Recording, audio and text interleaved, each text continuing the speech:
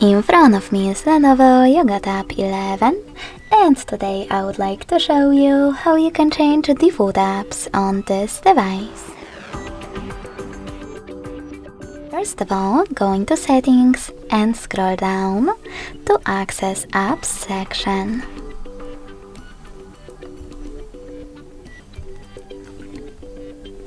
Now click on Default Apps and pick one of those options. I want to change my home app, so I have to click on it, tap on iOS Launcher, and then click on the back button. As you can see, after that, my home app has changed.